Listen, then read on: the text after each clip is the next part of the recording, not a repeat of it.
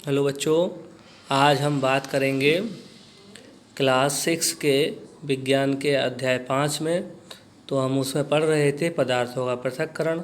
तो अभी तक हमने सीखा थ्रेसिंग विधि और हस्तचयन विधि। आज हम सीखेंगे निष्पादन विधि। तो अब निष्पादन विधि क्या होती है उसको समझने के लिए आप क्या करेंगे, ध्यान दें बेटा कि अगर आपको निष्पादन विधि सीखनी है तो आप लोग देखें, इस चित्र को देखेंगे।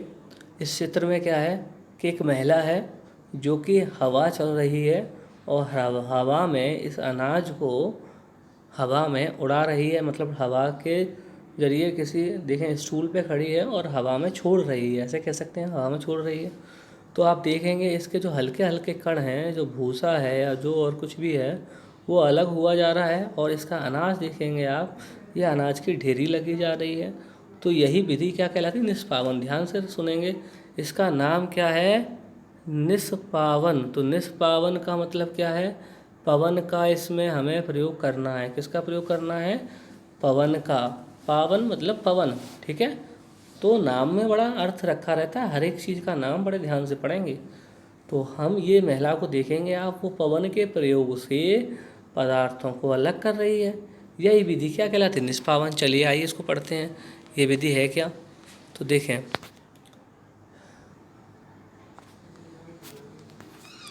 इस विधि में देखेंगे आप कि आप मिश्रण को खुले मैदान में ले जाइए, किसी ऊंचे समतल स्थान पर खड़े हो जाइए, मिश्रण को प्लेट में या समाचार पत्र पर रखिए। जिस प्लेट या समाचार पत्र पर मिश्रण रखा है उसे पकड़कर हवा में कंधे की ऊंचाई तक ले जाकर थोड़ा टेढ़ा कीजिए ताकि मिश्रण धीरे नीचे नीचे फिसले। अच्छा, इसके लिए ये भी आवश्यक है कि मिश्रण धीरे धीरे नीचे आना चाहिए। एक साथ नीचे आएगा तो क्या होगा, तो फिर जो रेत है या जो भूसा है वो अलग नहीं हो पाएगा। क्या, अब देखेंगे इसमें आगे, क्या दोनों अवयव रेत और बुरादा एक ही स्थान पर गिरते हैं। रेत और जो बुरादा है एक ही स्थान रहेंगे, नहीं, जो रेत है वो उड़कर अलग गिरेगा, ठीक है। और दोनों अवयव कैसे हो जाएंगे, अलग हो जाएंगे। किसी मिश्रण के अवयव को इस प्रकार पृथक करने की विधि क्या कहलाती है, निष्पादन। निष्पादन विधि में क्या करते हैं, अवयव को हवा के माध्यमों से अलग करते हैं, मिश्रणों को, ठीक है। और इस विधि का उपयोग ज़्यादातर कौन करता है, किसान करते हैं, भूसे को भारी कणों से पृथक करने के लिए। तो आपको उम्मीद करता हूँ निष्पादन विधि समझ में आई होगी। निष्पादन विधि क्या है, हवा के जरिए से हवा के जरिए से हवा के जरिए से कणों को अलग करना। जैसे चित्र में आप देख पा रहे हैं, ये जो महिला है वो हवा के जरिए ही तो अलग कर रही है, यही विधि निष्पादन है, ठीक है। तो आज तक आप जो विधि घर पे अपनी माँ को देखते आए थे तो आपको पता चला कि वो कौन सी विधि थी, निष्पादन विधि। चलिए आगे हम बात करते हैं चालन विधि की। इस विधि की, चालन विधि की, ठीक है।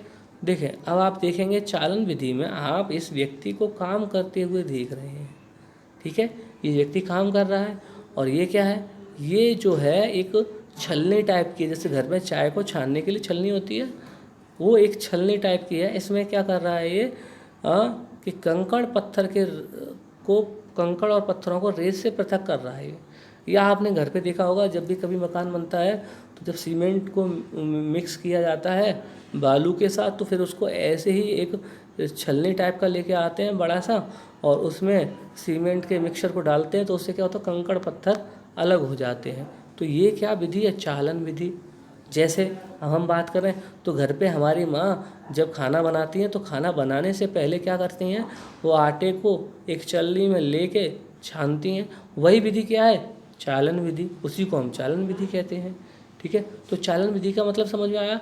चालन विधि में हम क्या करते हैं कि किसी भी पदार्थ को छलनी, जिसको हम छलनी कहते हैं, ठीक है, छलनी में लेके, चालनी में लेके, ठीक है, हम घर पे कभी उसको छन्नी भी कहते हैं, छन्नी। तो छन्नी में लेके हम उसको अलग करते हैं ना पदार्थों को, वही चालन है। तो देखें, चलिए आइए पढ़ते हैं चालन विधि को।